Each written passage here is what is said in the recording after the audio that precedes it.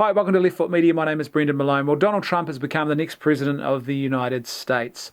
Now, if you're someone who is sitting there right now and you are in a state of blind fear and panic and you think that the apocalypse is about to unfold in front of your very eyes, just calm down, take a deep breath and relax. It's all going to be okay. The sun will still come up tomorrow. The world will move on. This is not the end of days. I can understand why you might feel that way, though, because one of the things that this election has revealed is just how problematic, inept and corrupt the mainstream media has become in America.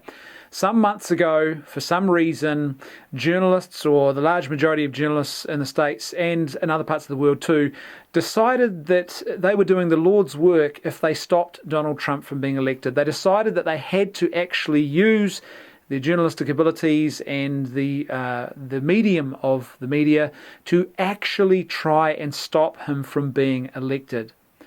The problem is that's not journalism. They were no longer reporting all of the facts and just putting them on the table in as much of a balanced way as possible. They had become very, very partisan.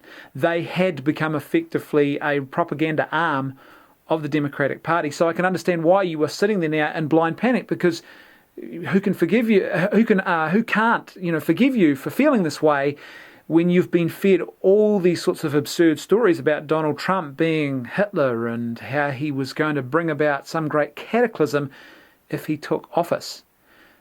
And I think we can all forgive you for not perhaps knowing or being as aware as you should have been about how problematic Hillary Clinton was as a candidate and a whole lot of the risks that she presented if she had been elected.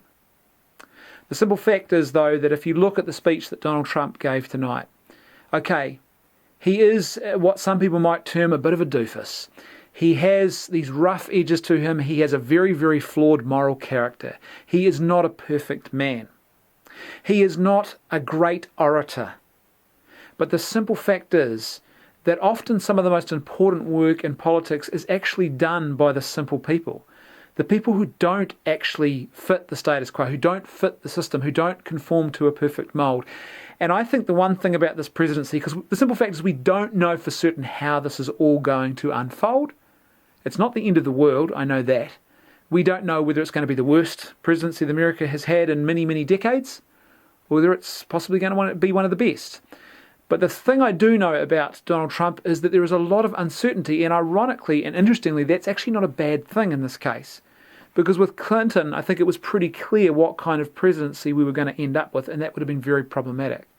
With Trump, there are a whole lot of unknowns, and with those unknowns come a whole lot of opportunities.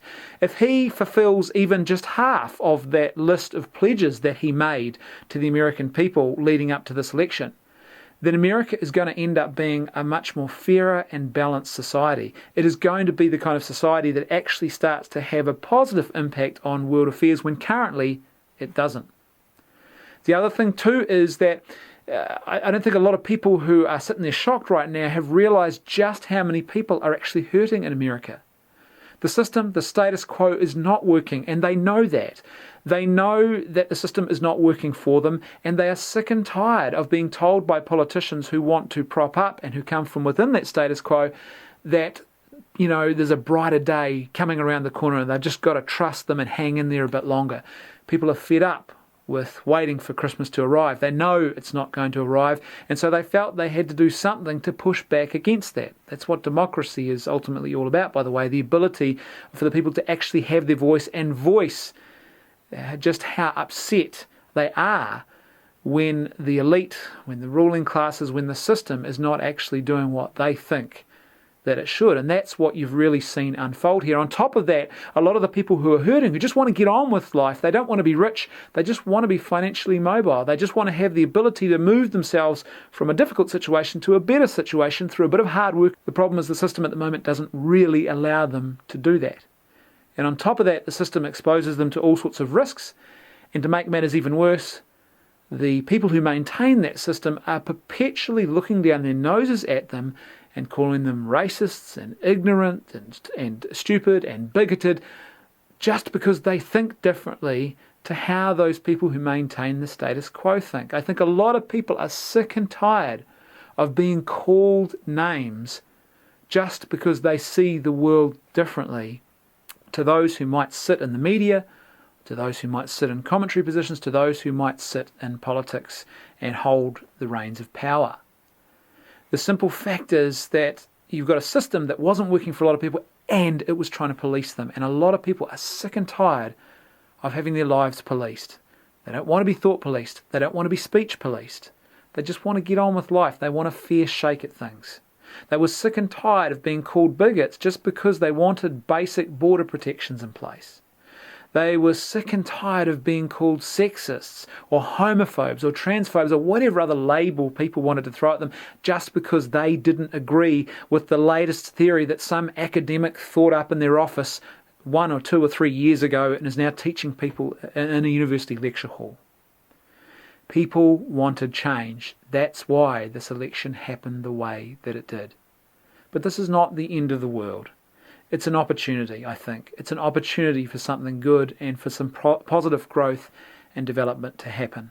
The reason that the pollsters didn't see what was happening, the reason that the media didn't see what was happening is because a lot of these people just don't live in that place of brokenness and difficulty. A lot of people are living in a place where the system effectively is working for them.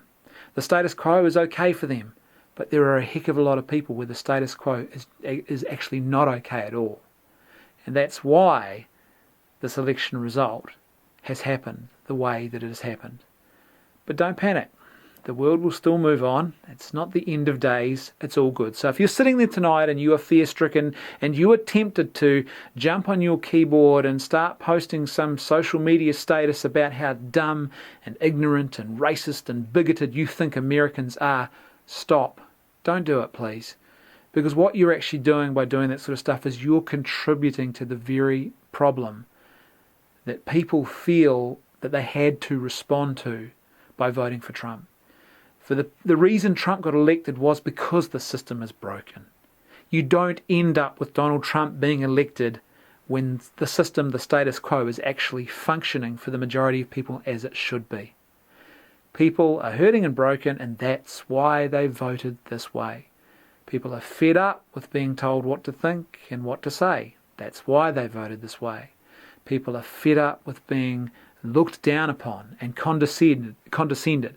That's why they voted this way. People are sick and tired of being told that there's a brighter future coming and watching as politician after politician continues to feather their nest and mainstream media journalist after mainstream media journalist does not accurately present what is actually going on. I think the big reason the polls didn't pick this election accurately was because the pollsters weren't actually reading the electorate properly.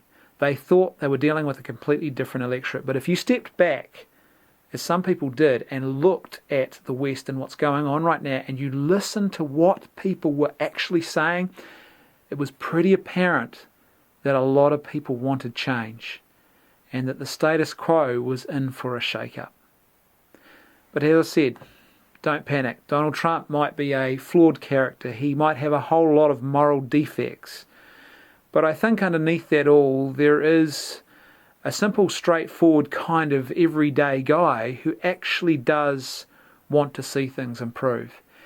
And in my experience, some of the most important work that we've seen done in human history, particularly in the area of politics, has often been done by the straight shooters, the no-nonsense, simple people. The people with the rough, gruff edges, the people who have all sorts of flaws, and Donald Trump has got plenty of flaws. Let's be honest about that. But there's also an opportunity here. With the Clinton presidency, we knew what we were going to get, and it didn't look particularly good. With Donald Trump, there's a whole lot of uncertainty, and that uncertainty is actually an opportunity for us. That uncertainty means that there is a possibility of some very real change here. Or maybe not. Maybe it will be more of the same, and this has all been some sort of sham. Who knows? But the simple fact is I'm hopeful, particularly because I actually think moving forward what's going to happen is Donald Trump is going to surround himself with some very clever people. I think he's going to choose the right people to do the job that are going to make him look good, and I also think that Mike Pence is really going to be the presidential figure in this particular next 4-year term or so of Donald Trump. And who knows, it might actually turn into a pretty solid 8 years. Thanks for watching. See you next time on Left Foot Media.